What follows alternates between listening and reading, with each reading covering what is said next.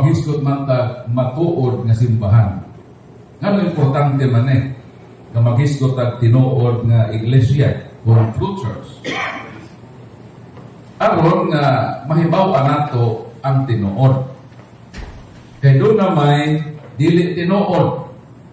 So aron nga dili ta mahitong pawak sa di tinuod, kailangan mahibalo ta tinuod. So ang atong bottom line sa atong pag-discuss karon, ang atong gusto nga masayran mo gyud ang tinuod. Aron nga maluwas ta, umalikay ta sa dili tinuod nga iglesia. Kay daghan karon ang ditoy hakaw sa kalibutan. Sumala sa survey, more or less 50,000 man-made churches on the face of the earth. So kapin na sa 50,000. Dahil yun, mangutan na ta, kini bang tanan nga pundok puro ni tinuod? O usa rin niyang tinuod? So pila may gitukod ni Kristo. So daghan ang mga pangutana na mubangon sa reality sa atong panahon karon. Ang true church, pero na nato i-discuss. Pero as of now, hatagan ta mo o spotlight nga ma-assure nato na kung kinibag atong iglesia, kung simbahan ng pasakupan, mo paghani ang simbahan na gitukod ni Kristo 2,000 years ago. So matabangan tayo ni karon pinaagi sa pag-ilan. Dayon, ato kung makita ang mga lain ng mga pundok sa kalibutan, kung naalain ba sila sa gitukod ni Kristo ni adto 2,000 years ago. So okay na mo? Gusto mong mahibalo sa dugang pa nga mga ebidensya aron nga ma-assure nato kung kining atong simbahan tinuod ba ni? Kaya kung dili tinuod, mamiya tayo na dili ta pwede magapabilin og isa lamang ka segundo sa usa ka pundok nga di tinuod ni Kristo. Manghawa ta dili tinuod. Pero kung tinuod ni, angay lang magpabilin ta nining mong pundok palagpakan Ginoo. So atong improve, unsaon man gyud pag-identify, unsaon man gyud pag-ila sa tinuod, sa dili tinuod. Unang-una, ang tinuod na simbahan kanang gitukod gyud ni Kristo. Si Kristo gyud ang magtutukod.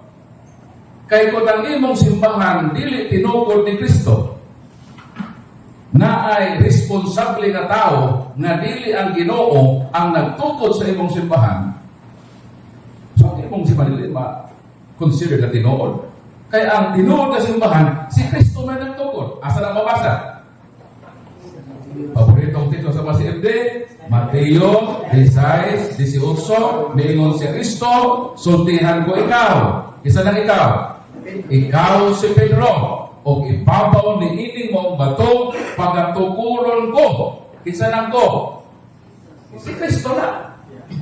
Sa ito, pang tinuod na simbahan, si Kristo yun ang imong magtutukod.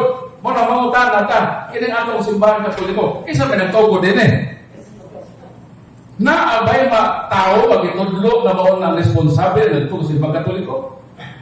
Hangtod karon, ang mga batid sa kasaysayan, gawas lang ang mga tumutumo o nagmarites, pero dito kita sa mga brilliant historian sa kalibutan, isa na ganang ilang itutulog responsable.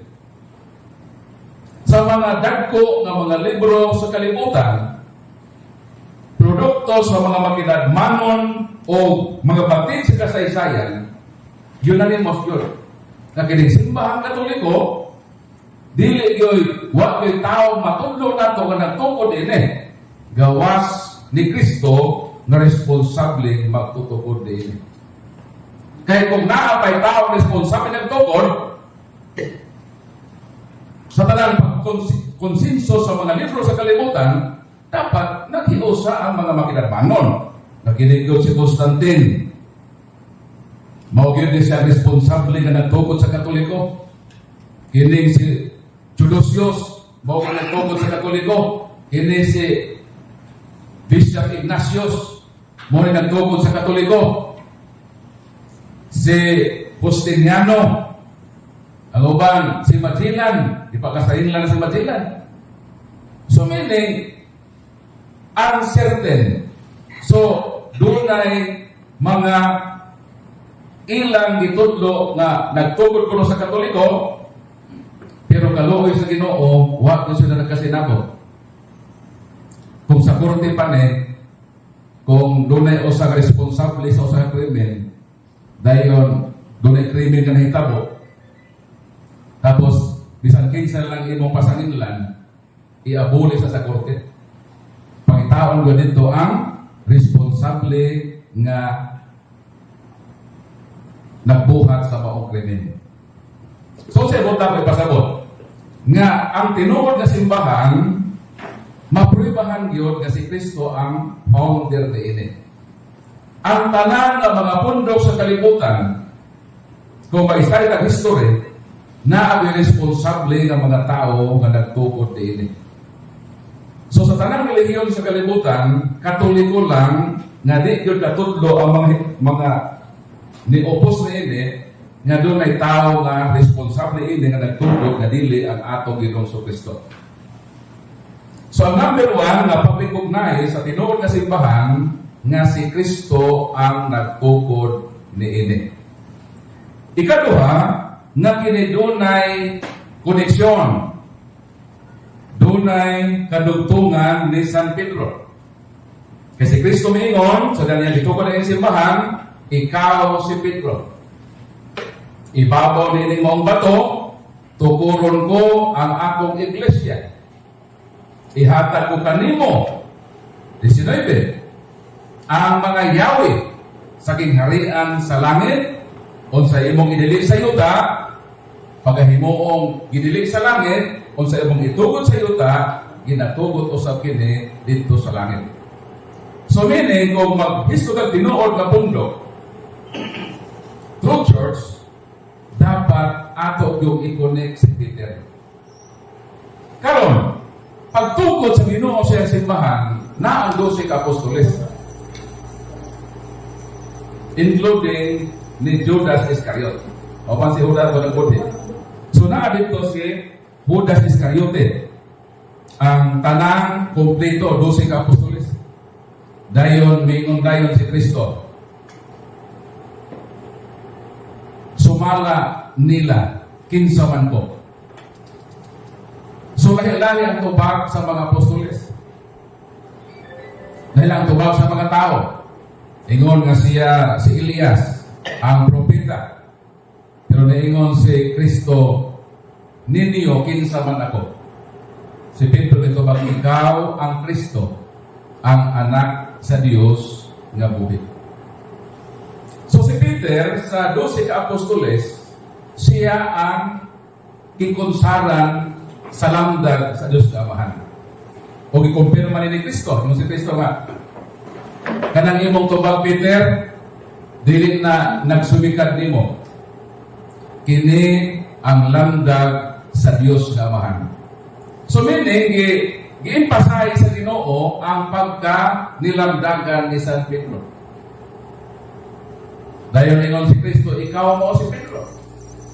Nga Pedro man ang iyang gigamit in address ni Peter, na ang ngalan ni Peter, kapalo ko sa iyang biological name?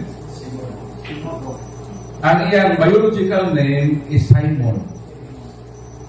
Pero sa dihang si Kristo o si Peter nakita, niingon si Kristo kang Pedro, Simon ang imong pangalan. Nani sa John 1:42. John 1:42.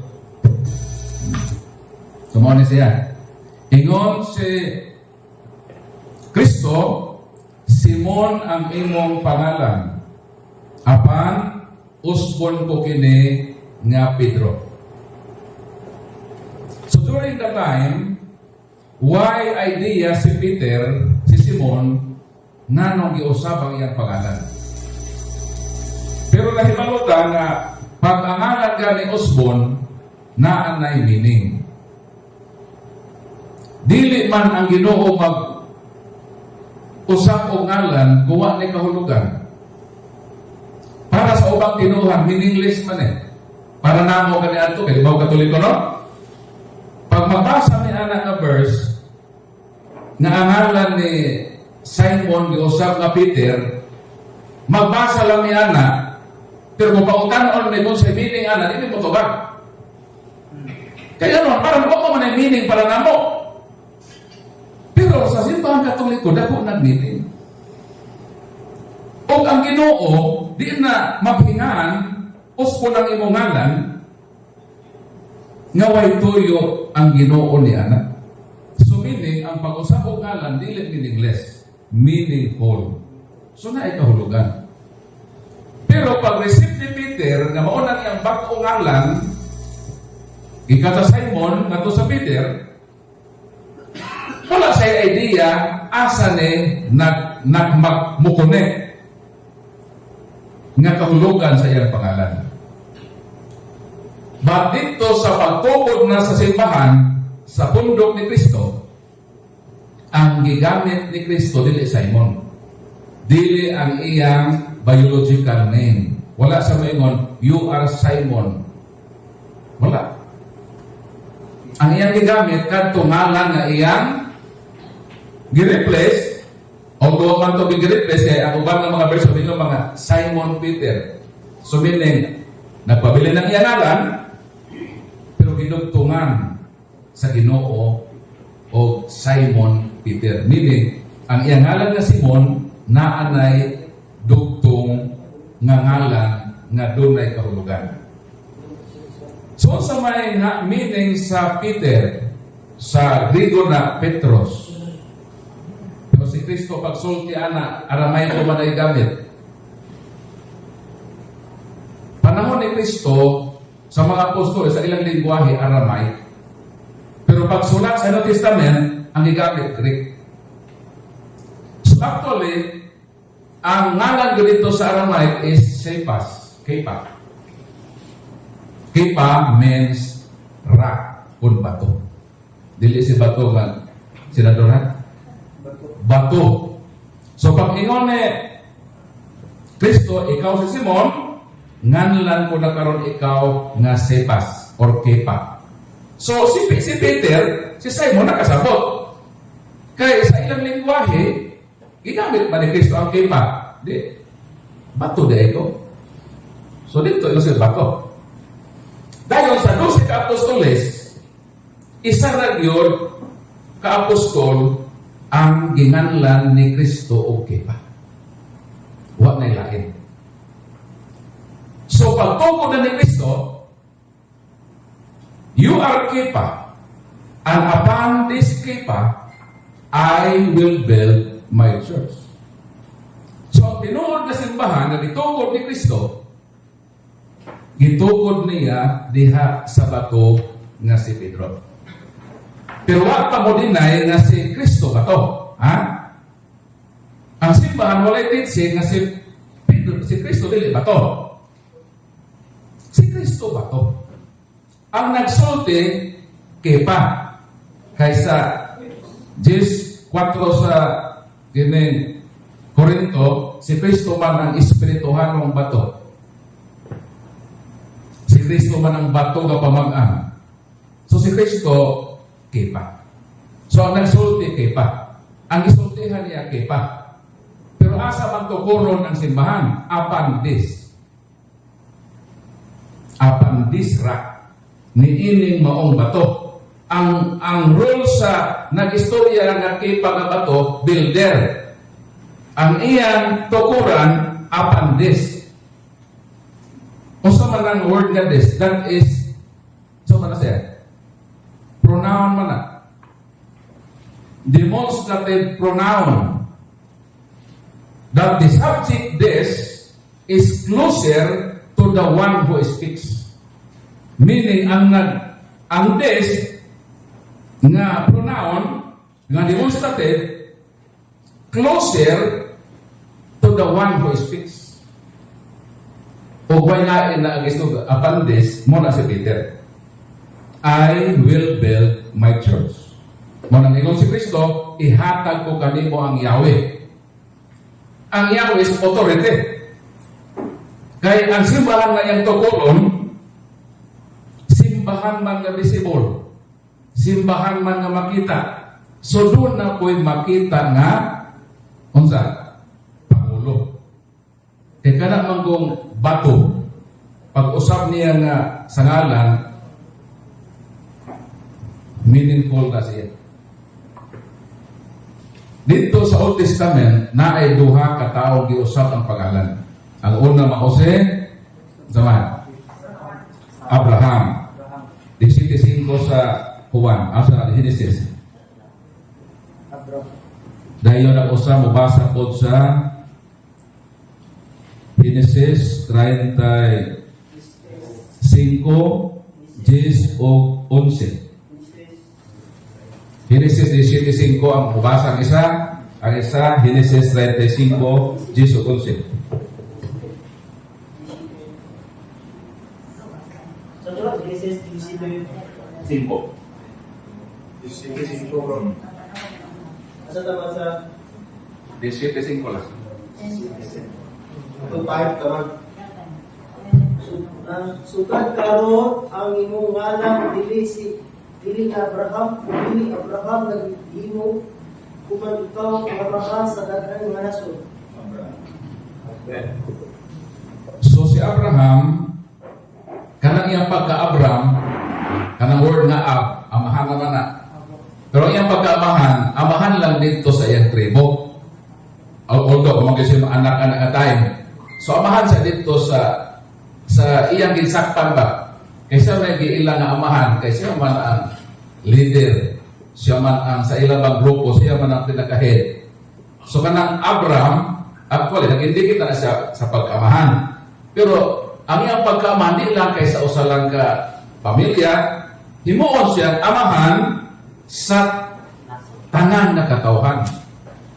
Meaning, elevated ang iyang pagka-amahan. Ang pag-usap o ngalan nag-indicate o mas taas na responsibilidad. Di lang kay amahan sa usa ka gamay nga grupo, kundi lang din po kakalibutan. Ikaduha, Genesis 35, 10-11. Genesis 35. Ikaw ang Diyos kaniya. Ako ang iyong ngalan, ang pagkaroon taon ka nag-Israel. Musa, ninganlan siya Israel, umingon ng Diyos kaniya. Ako ang Diyos nga nagdaghanan. Manganak ug daghan, makabaton kag daghang mga kaliwat ug mga uban kanila mahimong kari. Dagan sila pag-ayo ug mahimo sila mga nasyon. Okay. So si Jacob, amahan siya sa 12 katribo.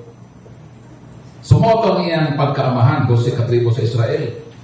Pero may ng Ginoo, uspon ko na imong ngalan.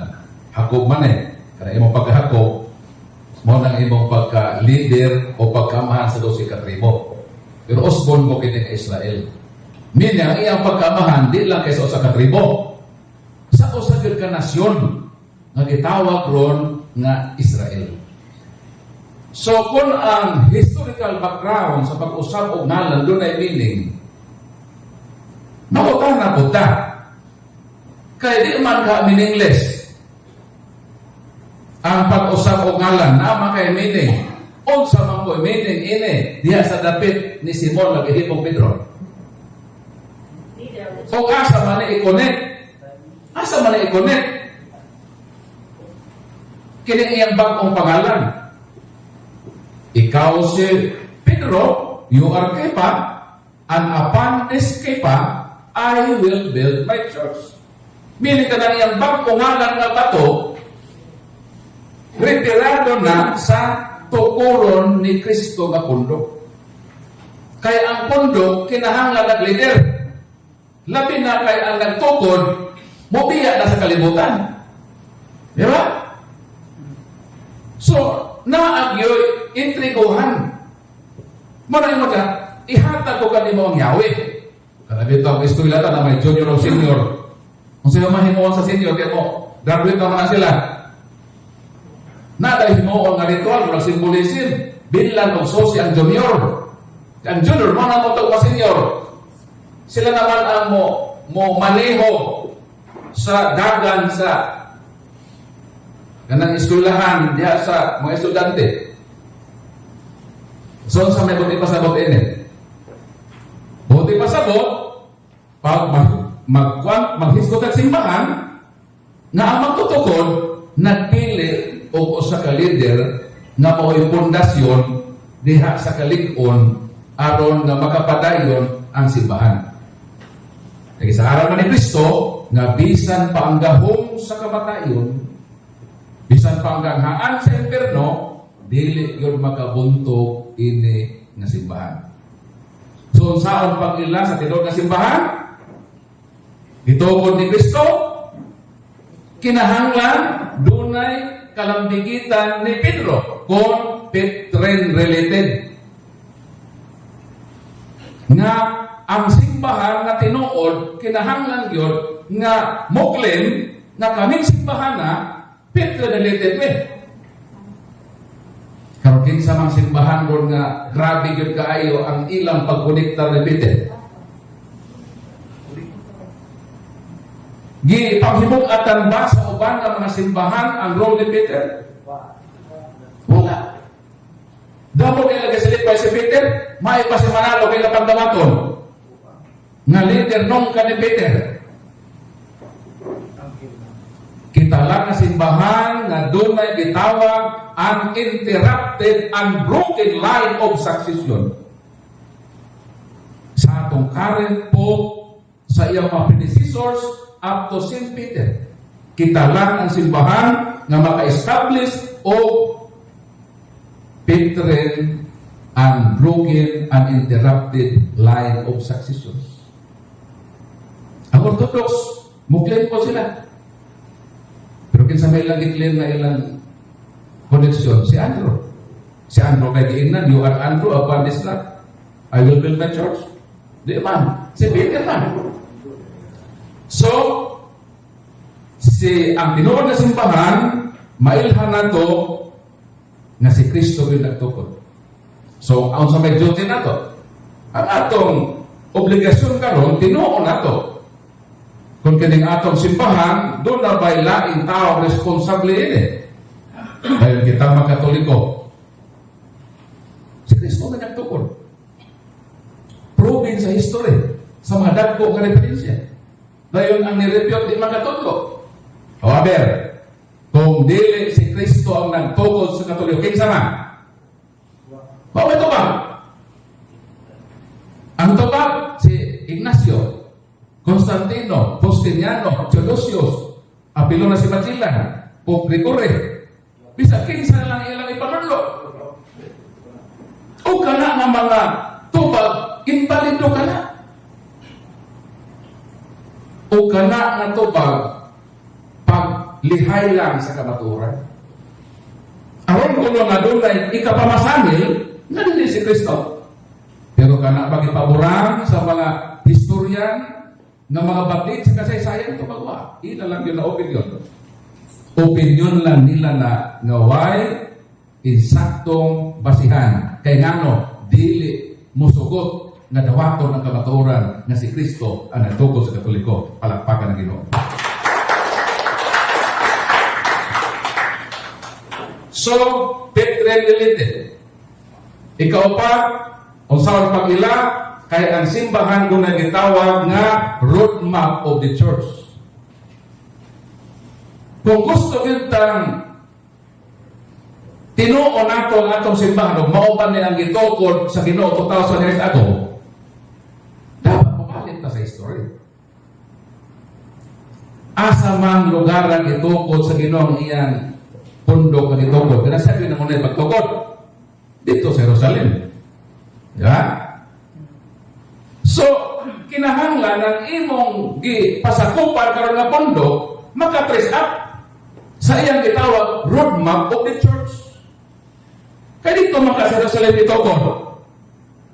Sa ato pa, kining atong pundok nga Katoliko dapat ma-establish nato nga gikan ta Jerusalem. Kaya mo man ka ng roadmap. Kung di ka nakapasar, mamiya tayo ni. So, natong langanan din hindi man din mao.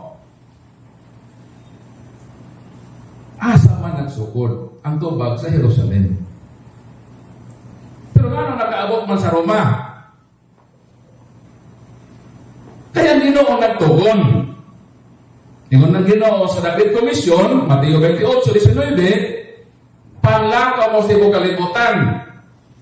Sa ato pa dili magpundo sa Jerusalem. Mukay lang. Asa pa doon.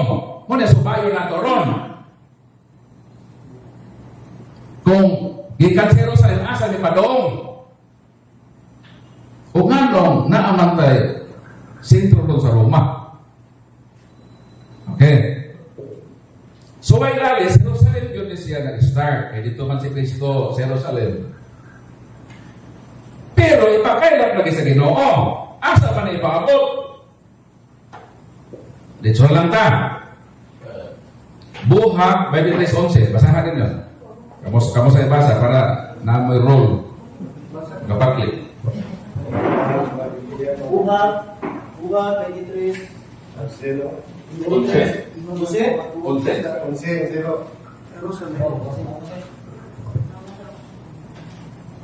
Ana pagagabi ang Ginoo mitunga tupad kang Pablo ingon ayaw kahadlok nga nagsaksi ka kanako dinhi sa Jerusalem usaksi ka usab kanako dito sa Roma. Okay. Sa Acts chapter 9, ang first encounter ni Jesus o ni St. Paul na ito, Saulo pa siya sa dalan paingon sa Damascus. Diba? Pagpadong ni Saulo pa siya nato sa Damascus sa Syria, kaya hukdol to mga Kristiyanos, ni-appear si Kristo. Ingon si Kristo sa Aramaic word, Shaul, Shaul, ma'at radifine. Saulo, Saulo, nganong gilutos mo ako? So, mo tayo lang unang pa-encounter. Nabuta. Di ba? Nabuta si Saulo. Ang second time mag-record sa Bible na mitungha ang Ginoo usab, mo na nga bersikulo. Ha? Pasara ko ito? Di ba dito pa yun? Dito pa yun? Inana pagagabi ang Ginoo mitunga tupad kang Pablo Kung pertigil ng kuha na ni hayaga, kumawa mo na. ayaw kahadlok ninyo nga nagsaksi ka kanako dinhi sa Jerusalem usaksi ka usab kanako dito sa Roma. Kaya katong sa Damascus, adlaw ko to. Nabuta kaya San Pablo, adlaw. Di ba kung hayag, kung naihayag, di katanto kayo ma-affected. Pero kung ngit, naihayag, di ba, mas pagkadaw mo si mata. Mitungha ang Ginoo.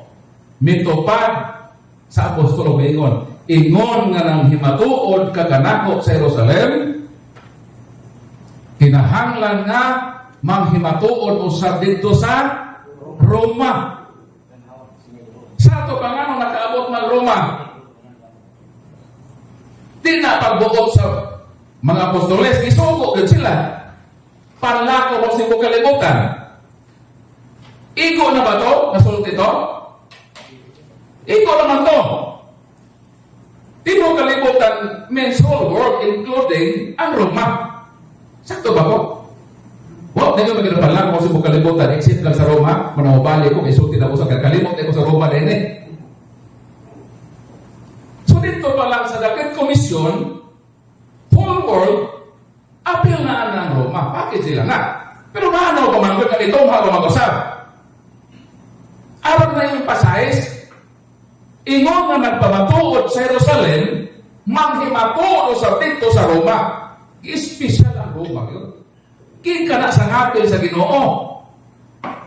May bungat na siyang baba na kanang Roma, apil yun na sa iyang plano. So sa may kahita po, may supak bang mga apostol? Wala. Nangato sila sa Roma. O kung sa may suwag San Pablo, sa Roma 1:6-8, basahan natin.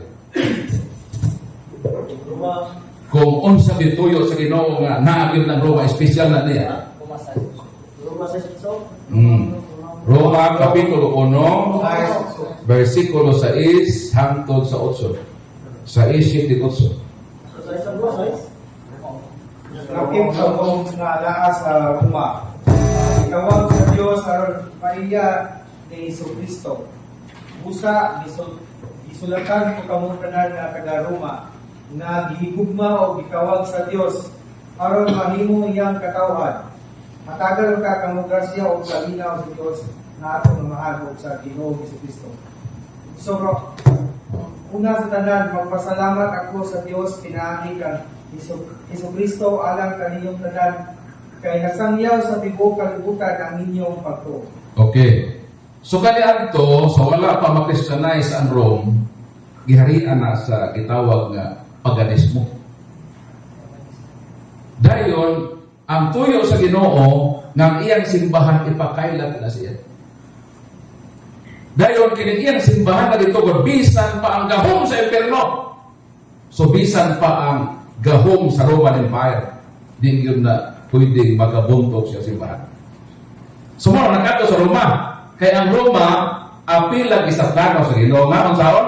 Himuon nga iyang katawhan. Versikulo 8, ang inyong pagtuo mo kaylap sa tibuok na kalibutan. Hepestes, himon, in katanggilitay, in hulo tukos mo. So na ang word nga katahulos. So na ang word nga worldwide. Nga unsa nga pagtuo ang ipakaylap sa tibuok kalibutan? Ang pagtuo nga nahugtan sa simbahan nga gikan sa Jerusalem, gidahag Roma o ipakaylap sa tibuok nga kalibutan. So ang tinuod na simbahan dili matuis nga dunay roadmap nga gikan sa Jerusalem miadtong Roma. May pakaylap sa ibang kalibutan. Para pagkutanan, kung muklinta kita ang true church, naabata ebidensya nga gikan sa Jerusalem at po Roma? Di ba? Ang lain tinuhan ba? Wala sila eh. For example, Iglesia ni Cristo. Yan, establish na rin namin na kahoy ka mga Jerusalem at Roma. Naaba mo ingon ni ini nga kamatuuran nga idiga na mo, aron mo ingon mi nga kamo tong Iglesia, alitukod sa Jerusalem.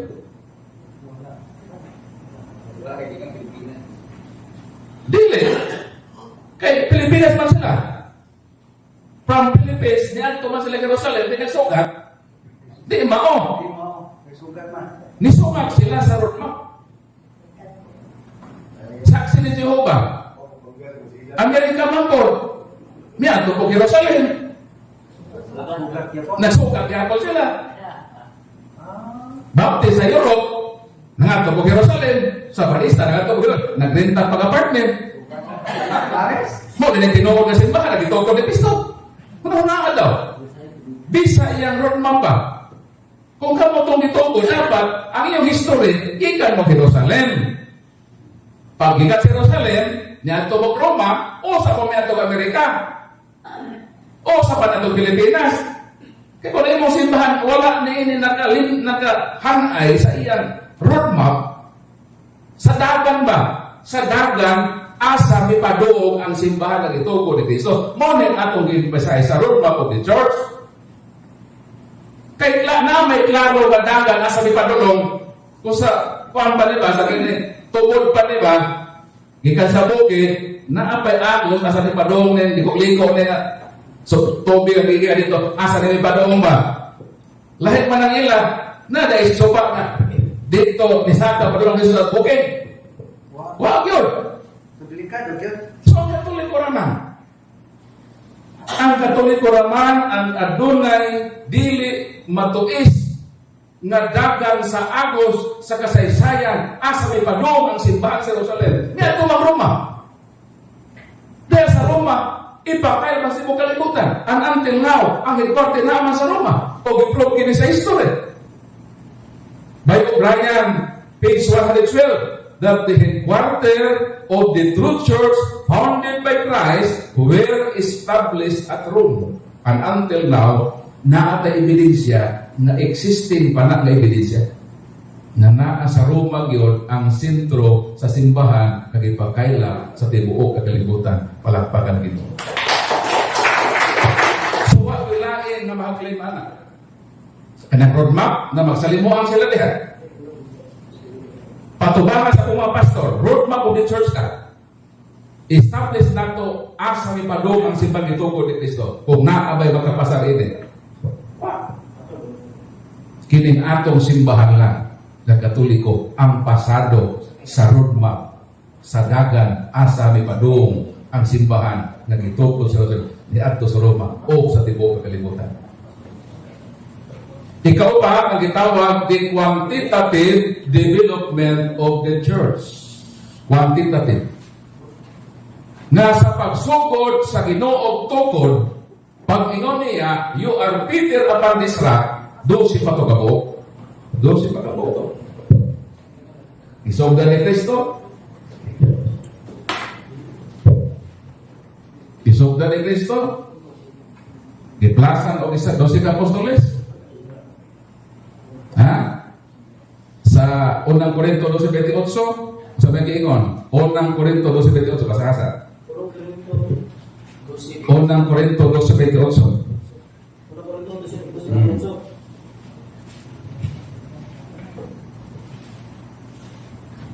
Diha sa simbahan ipahimutang sa Dios ang tanan sa husto nga dakit una mga apostoles, Okay. ikaduha mga propeta, ikatulo matutuplo, ikatulo naghimo.